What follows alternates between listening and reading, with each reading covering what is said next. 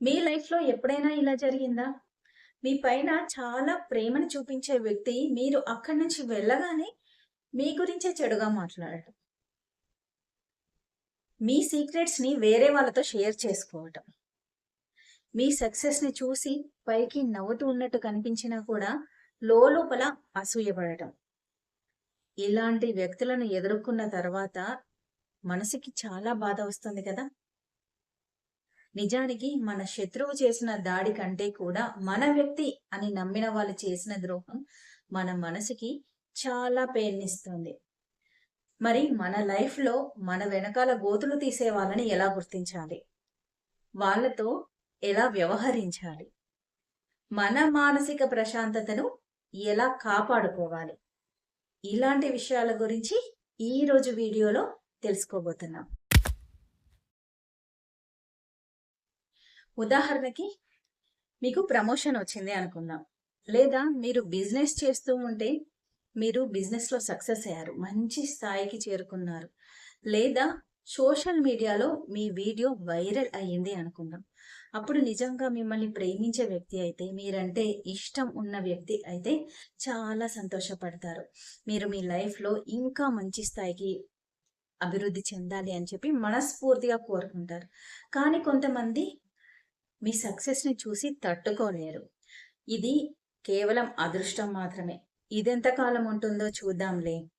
ఇది అంత పెద్ద గొప్ప విషయమేం కాదులే అని మీ ఆనందాన్ని, మీ సంతోషాన్ని చిన్నది చేసే ప్రయత్నాన్ని చేస్తూ ఉంటారు.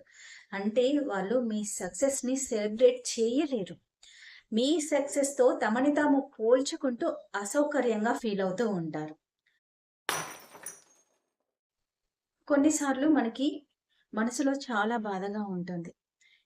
అది ఎవరితోనైనా షేర్ చేసుకుంటే తగ్గిపోతుంది అనిపిస్తుంది. అప్పుడు మనం ఎవరి అయితే నమ్ముతామో ఆ వ్యక్తికి నీతో మాత్రమే చెప్తున్నాను, ఇంకెవరికీ చెప్పకు అని షేర్ చేసుకుంటాము. కానీ మనం ఏదైతే షేర్ చేసుకున్నామో అవే మాటలు కొన్ని రోజుల తర్వాత వేరే వాళ్ళ నోటి నుంచి వినిపిస్తే ఎలా ఉంటుంది? చాలా కష్టంగా అనిపిస్తుంది కదా! మనసు చాలా బాధపడుతుంది కదా! ఎందుకు అంటే మనం షేర్ చేసుకున్న విషయం బయటికి వచ్చింది అని కాదు. మనం ఏ వ్యక్తినైతే నమ్మామో, ఆ వ్యక్తి మీద ఉన్న నమ్మకం అనేది బ్రేక్ అయిపోతుంది. ఇక్కడ ఈ పెయిన్ అనేది చాలా ఎక్కువగా ఉంటుంది.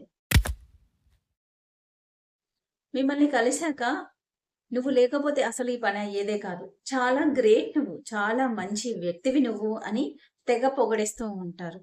కానీ మీరు అక్కడి నుంచి వెళ్ళిన తర్వాత అతను అంత పెద్ద మంచి వ్యక్తి ఏం కాదు. చాలా ఓవర్ చేస్తాడు అని ఇంకొకరితో మాట్లాడుతూ ఉంటారు. ఇక్కడ సమస్య అనేది మీలో కాదు. వాళ్ళ బిహేవియర్‌లో ఉంటుంది. ఎప్పుడు కూడా వాళ్ళు ఎదుటి వ్యక్తిని సంతోషపెట్టడానికి ఎవరి గురించైనా కూడా ఇలా మాట్లాడిస్తూనే ఉంటారు. మీరు 10 మంచి పనులు చేసినా కూడా వీళ్ళు అందరి ముందు అస్సలు మెచ్చుకోరు. కానీ ఏదైనా ఒక తప్పు జరిగితే వెంటనే అందరికి చెప్పేస్తారు. ఇక్కడ వీళ్ళ ఉద్దేశ్యం ఏంటి అంటే మిమ్మల్ని సరిదిద్దటం కాదు. మిమ్మల్ని అందరి ముందు తగ్గించే ప్రయత్నం చేయటం, ఇన్సల్ట్ చేయటం. నిజంగా మిమ్మల్ని ప్రేమించే వ్యక్తి అయితే మీ తప్పును మీరు ఒంటరిగా ఉన్నప్పుడు చెప్తారు. అలా ఎందుకు చేశావు? అలా చెయ్యకు అని. కానీ మీరంటే ఇష్టం లేని వ్యక్తులే మీ తప్పులను అందరి ముందు చూపిస్తూ ఉంటారు. మనం చాలా కష్టకాలంలో ఉన్నప్పుడు, మనసు బాధగా ఉన్నప్పుడు ఎవరైనా ఒకరు ఫోన్ చేయకపోతారా? ఎలా ఉన్నావు? ఏం జరుగుతుంది? అని అడగకపోతారా? అని వెయిట్ చేస్తూ ఉంటాం. అలాంటి టైంలో వాళ్ళ నుంచి ఫోన్ రాదు.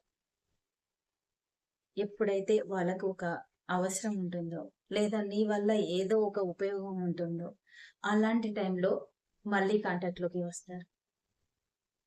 "నువ్వు చాలా గుర్తొస్తున్నావు. నేను నిన్ను మిస్ అయిపోతున్నాను" అనే మాటలు చెప్తూ ఉంటారు. అలాంటి వాళ్ళ మాటలు అస్సలు నమ్మకండి. ఎందుకంటే వాళ్ళకి మీ పైన ప్రేమ ఉండి కాదు, మీతో ఏదో ఒక అవసరం, ఉపయోగం ఉండి మళ్ళీ వాళ్ళు మీతో కాంటాక్ట్‌లోకి వచ్చారు.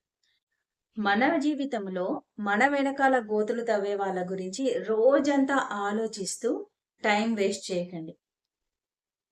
వాళ్ళు ఎప్పుడు మన వెనకాలే ఉంటారు.